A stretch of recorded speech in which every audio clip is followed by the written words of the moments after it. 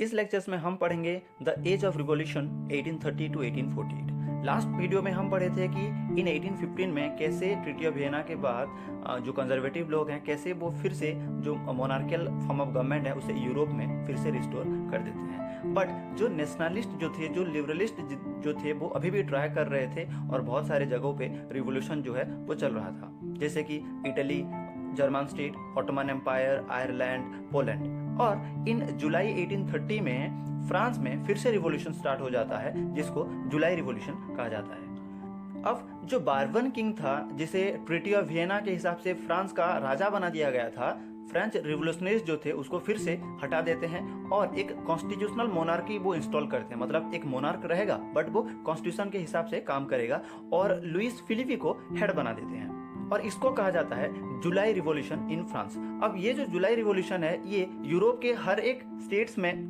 ये स्प्रेड हो जाता है और ये पहले स्टार्ट होता है ब्रुसेल में। ब्रुसेल जो है बेल्जियम का कैपिटल है और हम ट्रीटी ऑफ वियना में पढ़े थे कि जो बेल्जियम है वो नेदरलैंड को दे दिया जाता है और इसी जुलाई रिवॉल्यूशन में बेल्जियम जो है उसे इंडिपेंडेंस मिल जाता है from the kingdoms of Netherland. Next हम देखेंगे ग्रीक वॉर ऑफ इंडिपेंडेंस। जो ग्रीस था वो ऑटोमन एम्पायर के कंट्रोल पे था 15th सेंचुरी से। अब यही नेशनलिज्म के वजह से, नेशनलिस्ट रिवोल्यूशनरीज के वजह से ग्रीस में रिवोल्यूशन स्टार्ट हो गया था against Ottoman empire in the year 1821 पे। अब जो ग्रीक हैं उन्हें बहुत सारे लोग सपोर्ट करते थे। पहला, जो ग्रीक लोग जो ग्रीस से बाहर रहते थे वो सपोर्ट करते थे और दूसरा, बहुत सारे पोएट्स, आर्टिस्ट इस वॉर को सपोर्ट करते थे क्योंकि वो मानते थे कि जो यूरोपियन सिविलाइजेशन का जो शुरुआत वो ग्रीस से ही हुआ है।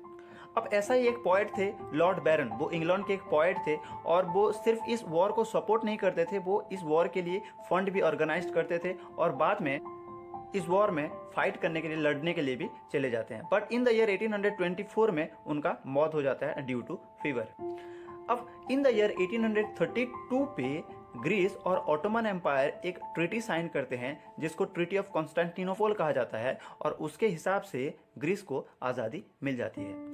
अब एग्जाम के लिए ये ट्रीटी ऑफ कॉन्स्टेंटिनोपल बहुत इंपॉर्टेंट है, ये 1 मार्क क्वेश्चन हमेशा आता है। नेक्स्ट हम देखेंगे the romantic imagination and national feeling. ये जो नेशनलिज्म जो इतने तेजी से जो बढ़ रहा था, इसका रीजन सिर्फ रिवोल्यूशनरीज वॉर नहीं था, कल्चर भी था। अब इसको अच्छे से समझते हैं।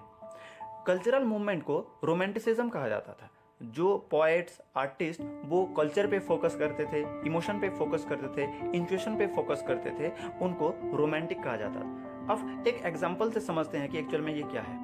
जोहान गॉटफ्राइड हार्डर ये एक जर्मन फिलोसोफर थे और ये कहते थे, ये क्लेम करते थे, अगर ट्रू जर्मन कल्चर किसी को डिस्कवर करना हो तो वो कॉमन लोगों के पास होता है, क्योंकि कॉमन लोग है जो हैं वो उनको पता होता है फोक सॉन्ग, फोक डांस, फोक पोएट्री के बारे में। और यही फोक सॉन्ग, डांस, पोएट्री से ही तो हमारे कल्चर्स के बारे में पता चलता है। और यही फोक डांस, फोक सॉन्ग, फोक पोएट्री के थ्रू जो इलिटरेट जो लोग हैं उनके अंदर नेशनलिज्म का फीलिंग्स जो है उसे क्रिएट किया जाता था।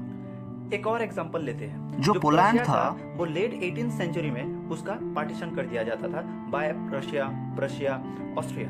और हम ट्रीटी ऑफ वियना में देखे थे जो पोलैंड है वो रशिया को मिल जाता है। मतलब जो पोलैंड जो था वो ज्यादा दिन तक इंडिपेंडेंस नहीं रह पाया। बट जो नेशनलिस्ट फीलिंग था वो अभी भी उन लोगों के पास जिंदा था थ्रू म्यूजिक एंड लैंग्वेज।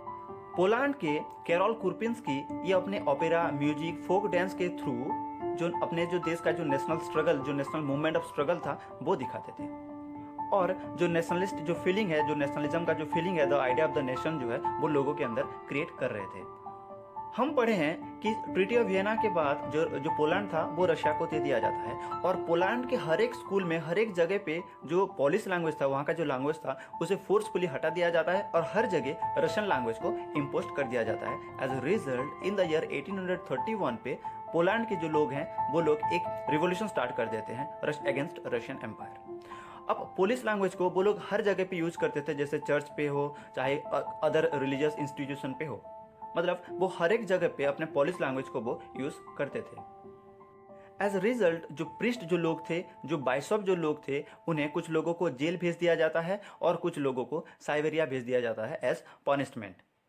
और वो जो रिवॉल्यूशन को वो लोग फिर से दबा देते हैं। ये पूरे पोलैंड के रिवॉल्यूशन में जो पोलिश लैंग्वेज था वो as a symbol of struggle दिखा था। मतलब ये है कि जो लैंग्वेज है वो भी बहुत एक इंपॉर्टेंट रोल प्ले करता है in creating nationalism and the idea of the nation state. Next हम देखेंगे hunger, hardship and popular revolt.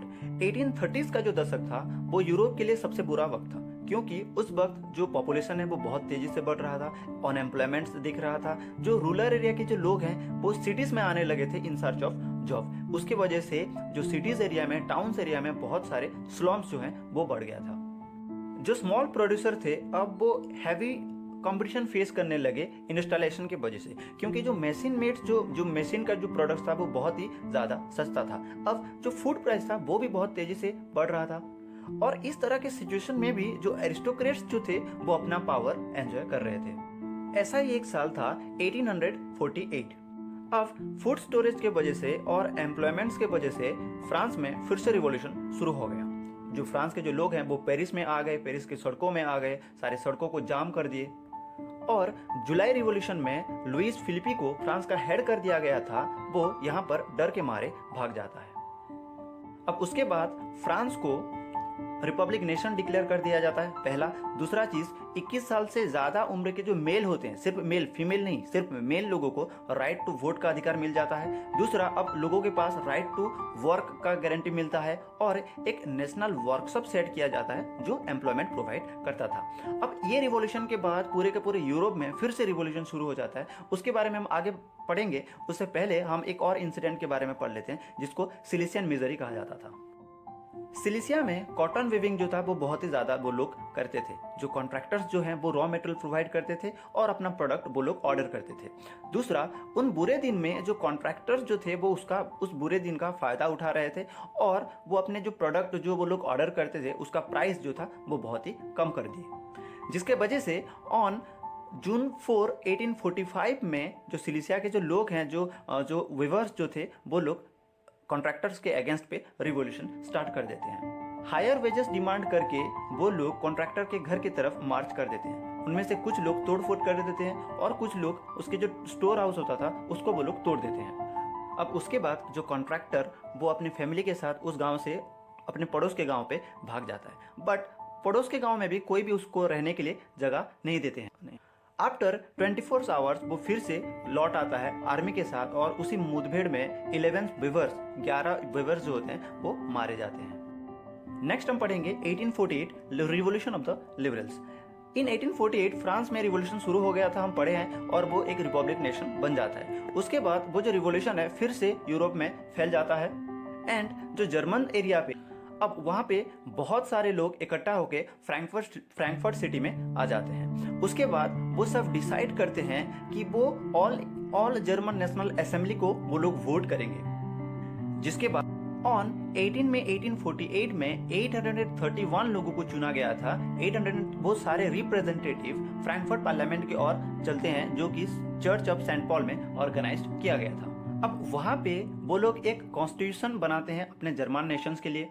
उसका हेड एक मोनार्की रहेगा, बट वो कॉन्स्टिट्यूशन के हिसाब से, पार्लियामेंट के हिसाब से काम करेगा, और ये जो सारे टर्म्स, ये जो सारे कंडीशन है वो सब ऑफर करते हैं to Frederick William four, king of Prussia. अब यहाँ पर क्वेश्चन ये है कि वो प्रशिया को क्यों ये ऑफर करते हैं, क्योंकि हम पहले भी पढ़े हैं कि जो ऑस्ट्रियन एम्पायर में बहुत सारे जगह पे जर्मन स्पीकिंग एरिया है, और प्रशिया में भी जर्मन स्पीकिंग एरिया है, और ये जो जर्मन के जो लोग हैं वो चाहते थे कि वो एक इंडिपेंडेंस नेशन बनाए जहाँ के सारे लोग जो हैं same culture, same identity, same language share करते हों। अब वो लोग ऑस्ट्रिया की तरफ भी जा सकते थे, बट वो प्रशिया की तरफ गए, क्योंकि जोल्वेरिन के बाद जो जर्मन जो स्टेट थे वो प्रशिया के ऊपर बिलीव कर रहे थे, और वो चाहते थे कि एक ऐसा जर्मन नेशंस बने जहाँ के सारे लोग जो हैं वो जर्मन स्पीकिंग हो, जर्मन जो कल्चर शेयर करते हों, सेम आइडेंटिटी शेयर करते हों। जो प्रशिया के जो राजा था फ्रेडरिक विलियम फोर, वो इस प्रपोजल को वो रिजेक्ट कर देता है, और दूसरे मोनार्क के साथ मिलके इस असेंबली को अपोज करता है। अब उसके बाद जो 831 जो रिप्रेजेंटेटिव थे वो सारे के सारे मिडिल क्लास थे, और जब ये जो उनका जो ऑफर जब वो फेल हो गया था, अब जो 831 जो रिप्रेजेंटेटिव थे वो सारे के सारे मिडिल क्लास के लोग थे। अब जब ये प्रपोजल जब फेल हो गया, उसके साथ साथ जो आर्टिस्ट लोग जो थे, वो जो वर्कर्स थे, उनका भी सपोर्ट वो लोग खो देते हैं। जिसके बाद एंड में ट्रूप्स आते हैं, ट्रूप्स को बुलाया जाता है और उस असेंबली को डिसबैंड कर दिया जाता है, और ऐसे करके फिर से जर्मन रिवॉल्यूशन को फिर से दबा दिया जाता है। हम पूरे के पूरे होल लिबरल मूवमेंट्स की बात करें तो उसमें जो वुमेन्स का जो स्टेटस था, the political rights to womens जो था, वो एक कंट्रोवर्शियल टॉपिक था, क्योंकि बहुत सारे लार्ज नंबर ऑफ वुमेन्स वो लोग पार्टिसिपेट करते थे, एक्टिवली पार्टिसिपेट करते थे, सालों से पार्टिसिपेट करते थे। वो अपना पॉलिटिकल एसोसिएशन बनाते थे, न्यूज़पेपर फाउंड करते थे, बहुत सारे पॉलिटिकल मीटिंग्स में वो लोग पार्टिसिपेट करते थे। फिर भी उनके पास वोट देने का राइट्स नहीं था। और जो फ्रैंकफर्ट पार्लियामेंट में वो लोग एज ए ऑब्जर्वर, वो लोग विजिटर गैलरी में खड़े थे। वही चीज़ हम फ्रांस में भी देखे थे 1848 रिवॉल्यूशंस में, कि सिर्फ और सिर्फ ओवर 21 ईयर्स ऑफ मेल लोगों को, सिर्फ मेल लोगों को वोट देने का राइट। अब ये 1848 का जो रिवॉल्यूशन था वो यूरोप कॉन्टिनेंट्स के हर एक एरिया पे ये शुरू हुआ था। बट जो मोनार्की जो थे वो सक्सेसफुली सारे के सारे रिवॉल्यूशंस को वो लोग सप्रेस कर देते हैं। बट फिर भी जो मोनार्क हैं उनके समझ में ये आ जाता है, वो ये रियलाइज करते हैं कि लोगों को अब कुछ फ्रीडम्स की ज़रूरत है, और उसीलिए जो सेडम जो था या फिर जो बॉन्डेड लेबर जो हम कहते हैं उसको एबोलिश कर दिया गया in the Austrian and Russian empire पे।